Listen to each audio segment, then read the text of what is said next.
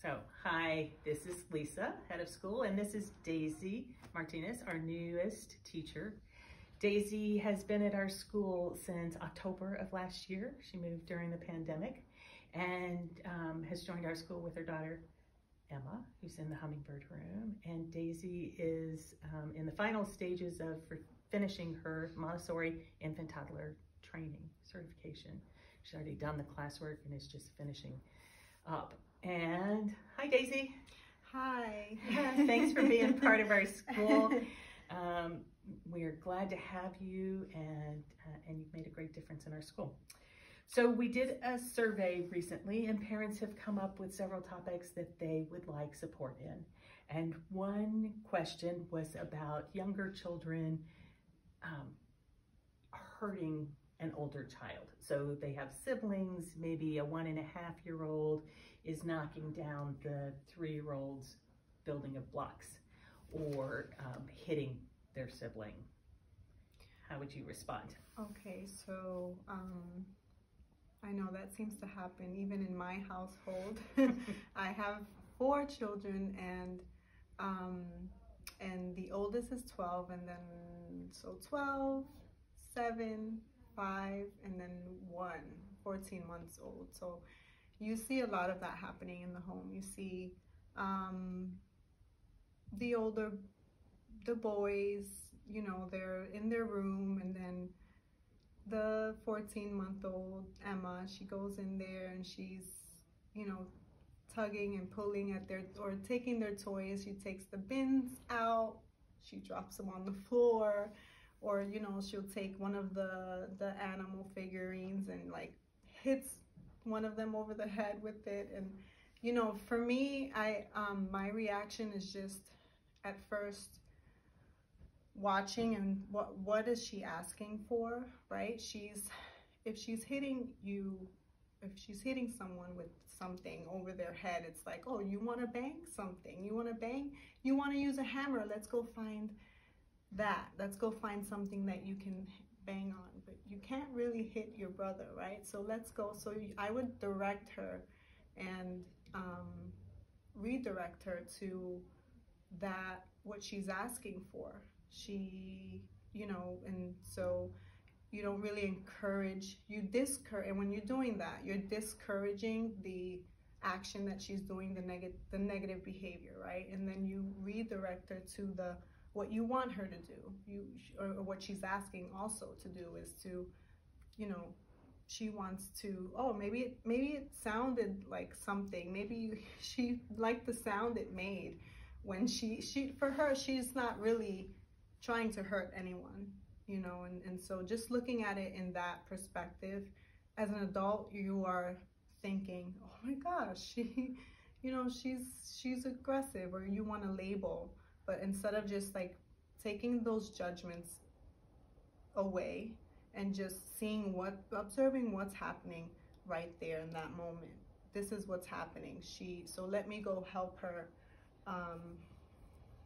Like, for example, Emma was pulling the wipes out of the baby wipes. She's pulling them out one by one. They're all falling on the floor. And her father is, what are you doing? You're taking all the wipes, you're throwing them all over the floor. And I said, but watch her. She's actually asking, you know, that's a whole hand grasping movement. She's moving her body. This is what she wants to do right now. She's, you know, doing that. Let's go find something that she can pull so that she can meet that need, right? So that's what we're there for, is to kind of help them and guide them to meet their needs. Excellent, thanks. There are lots of other questions that come from that, or additional questions here, but let's try and fit in one more. And so here's another scenario: supporting children working through their emotions or tantrums. So a 2.5-year-old child who has learned the power of no, and says no and stops their body. Everything stops for them. How do you help them? So that's very interesting also, because it's the 2-year-old, yes, they are in that crisis opposition, which is the no. They've learned that no And what they're really doing is just,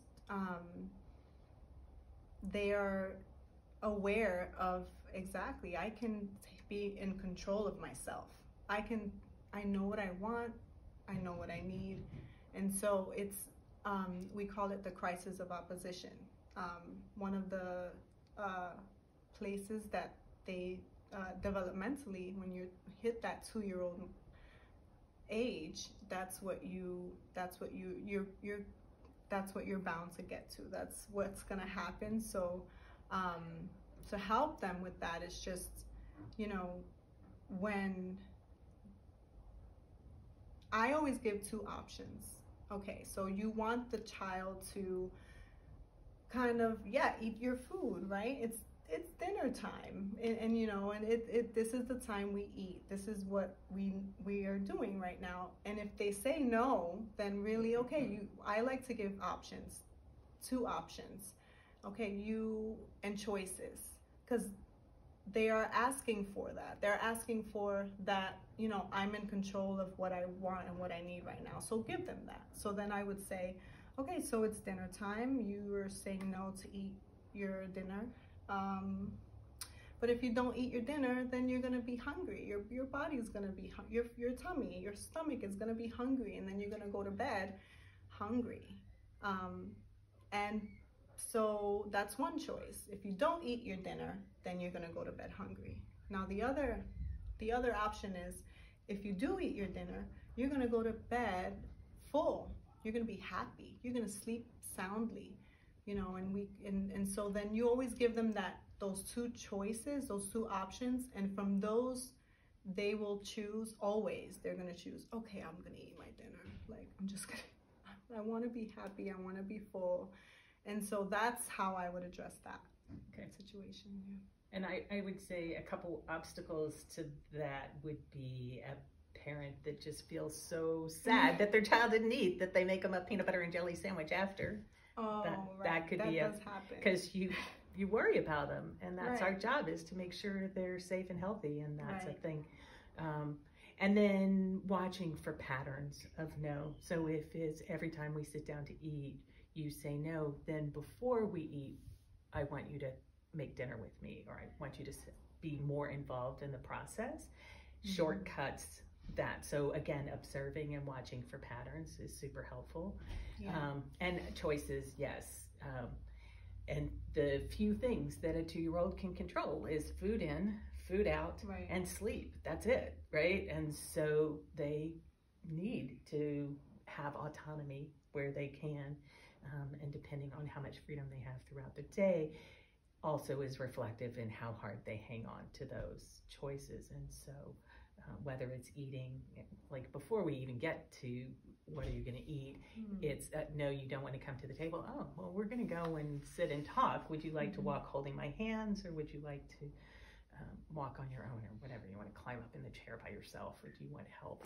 So again, keeping the choices really limited and engaging them in the process. Certainly by 1.5, they can start to set the table and make salad and do all sorts of things, and that will help in each stage. Right. Yeah. Excellent. Good points all around. Yeah. We're pretty close to our 10-minute mark. Is there anything else you would like parents to know? I can't think of anything right now. All right. Thank you, Daisy. Thank you so much.